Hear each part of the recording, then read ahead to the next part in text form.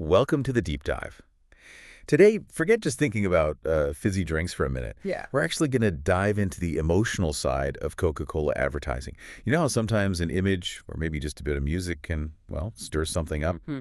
Our mission today is to really unpack that whole feel-good factor. Understand the psychological strategies Coca-Cola uses. Exactly. We've been digging into their advertising techniques, looking at how they seem to connect with our emotions. It's actually pretty amazing how a brand gets so tied into our feeling. It really is. Have you ever stopped and thought, why does that Coca-Cola ad make me feel, I don't know, happy or Yeah. maybe a bit nostalgic? Yeah. Okay, let's get into it. First thing, those smiles and the laughter you always see. Right. And it's striking how consistently they do it, showing people sharing Coke, always with big smiles, genuine laughter. It's not accidental. It's a very deliberate strategy targeting our own emotional responses. Yeah, the research we looked at suggests that seeing that kind of shared joy, it actually triggers positive feelings in us, the people watching. It's like a direct line being drawn between those good feelings, happiness, togetherness, and, well, Coca-Cola. And that repeated connection, linking good emotions to the brand, that's really key for building what we call positive brand perception. Okay. It's that overall good feeling people get towards a brand over time comes from all those positive links. And it influences, what you buy, how loyal you are, all that stuff. That makes total sense. Okay. Okay, let's switch gears a little. Think about something maybe even more basic. That iconic logo and the shape of the bottle.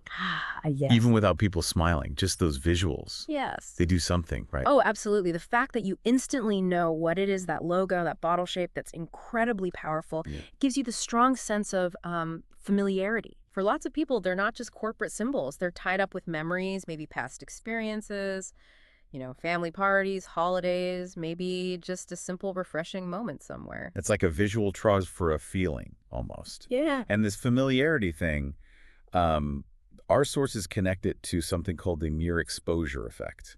Can you explain that a bit? Sure. So the mere exposure effect, it's not just about seeing something over and over again blindly. Our brains find it easier to process things we're familiar with. Okay. And that ease of processing feels kind of comfortable, safe even, and we often mistake that comfort for, well, liking it. Ah, I see. Think about a song maybe you weren't keen on at first, but you hear it on the radio again and again. Yeah, and it grows on you. Exactly. That's the mere exposure effect. With Coke, you've got decades of seeing that script, that bottle shape. It's built up this subconscious positive bias towards them. So our brains just kind of prefer what they already recognize. Mm. Okay. Next up, how Coca-Cola uses stories in their ads. It's often more than just showing people drinking. There's usually a little narrative, isn't there? Yeah, and this is where they really excel at forging those deeper emotional bonds. A lot of their ads tell these short, often quite simple stories. And what's interesting are the themes that keep popping up: friendship, family connections, feeling part of a group. And these specific themes, the research points out, they're chosen very carefully to trigger certain feelings in us, like nostalgia, maybe straightforward happiness, or that basic need we all have to belong. Precisely. Using stories and ads works so well because we can relate to the characters, the situations feel, well, heartwarming. These little narratives create these shared emotional moments, right? Right. They bring up positive feelings, joy, and then, of course, that gets associated back to Coca-Cola. Let's look at a specific one. That happiness starts with a smile ad. I remember that one. The laughter was really like front and center. It really was a classic example of using a powerful psychological trigger, real infectious laughter. And, happiness. Yeah. It's something everyone wants, everyone understands. That makes it super effective. And the research talked about laughter being contagious. It kind of is, isn't it? You hear someone really laughing, and it's hard not to at least smile yourself. Exactly right. Laughter doesn't just show happiness. It can actually spark feelings of joy in people who hear it. Plus, that ad apparently connects well with personality traits like extroversion and agreeableness. It taps into our desire for positive social stuff. What I noticed was how subtle the actual product placement was. It wasn't pushed on you, but it was definitely there, part of the scene. Yeah, that's really smart emotional advertising. The product feels like a natural part of the good experience they're showing. And then the tagline, happiness starts with a smile, just perfectly wraps up the emotional theme and ties it to the brand. So breaking it down, positive emotions, easy to relate to, hit certain personality buttons, and subtle product integration. Pretty clever. Now, Coca-Cola also puts a lot into ads around specific times, like holidays or big events. Yes, those seasonal and event-related campaigns are another really important part of their playbook. They tap into that basic human need we have for, celebrating things together, shared experiences. Right, like Christmas, the World Cup, maybe even just the start of summer or back to school. These are times already full of emotion. How does Coke leverage that?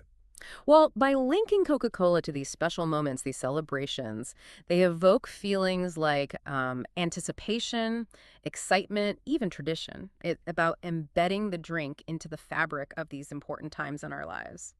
The research mentioned one ad, open happiness on the first day of college. What was the emotional journey in that one? That ad apparently started off fairly neutral, emotionally speaking, but then it deliberately builds the intensity, creating this really positive, uplifting feeling. A big part of it was focusing on new friendships forming, Yeah. which is a super strong emotional trigger, especially for people actually going through that? Totally. That mix of excitement, maybe a little nervousness, then the relief and joy of connecting with people, that sense of belonging, it's huge. And again, you see the product woven into those moments of connection almost seamlessly. The research also noted they use text overlays in the video Oh, sometimes right. to kind of boost the storytelling, pull you in more. And personality-wise, that ad seemed to align with openness, conscientiousness, agreeableness, making it feel even more relatable, more emotionally resonant. It really is all quite calculated, isn't it? Yeah. Okay, let's talk about another big one. Nostalgia. Coke uses that a lot. Oh, definitely. Nostalgia is a really powerful emotion for them.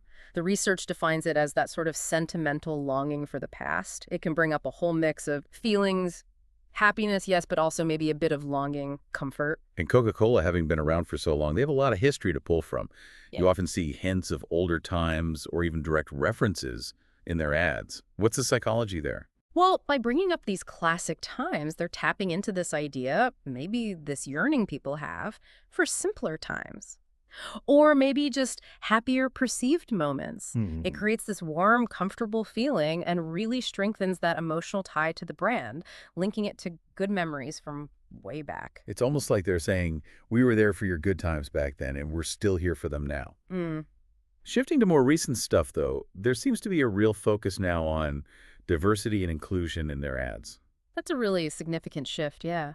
The sources we looked at emphasize how people connect better with ads that seem to reflect their own values, their own beliefs. Right. So by showcasing diversity and inclusion, Coca-Cola is trying to create a stronger feeling of belonging, of equality among, well, everyone who drinks their products. And that feeling of being included, of seeing yourself represented, Hmm. that must build a pretty strong emotional connection for a wider range of people. Taps into that desire most of us have for a more, harmonious world.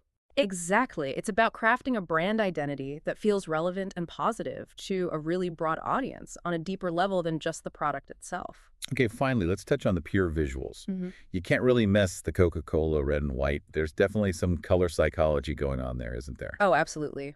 Red is so often linked with strong emotions, passion, excitement, love.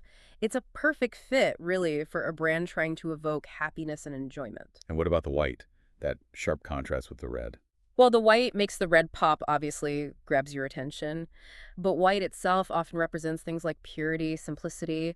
So that contrast is visually stimulating, yes, but it also feels quite clean, straightforward. It appeals to our emotions on that level, too. So even the colors are chosen deliberately to create this stimulating, emotionally engaging visual hit. Precisely. It all feeds back into that overall feel-good factor we started with.